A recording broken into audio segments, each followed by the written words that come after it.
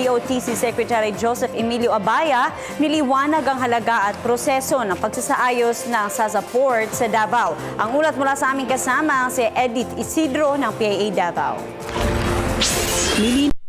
Of Transportation and Communication Secretary Joseph Emilio Aguinaldo Abaya na hindi sobra sa presyo ang planong pagsasaayos sa SASA Port dito sa Davao.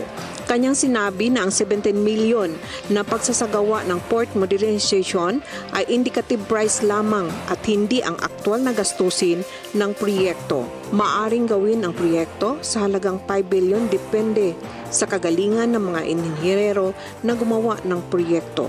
Nilinaw din ni Abaya na bilang public-private partnership na proyekto papasok sa concession transaction ang gobyerno kung saan ang mananalong bidder ang magbabayad sa pamahalaan para gawin ang proyekto. Anya, mithiin ng proyekto na mapababa ang presyo ng mga pangunahing bilihin na inangkat ng Maynila alinmang panig sa bansa.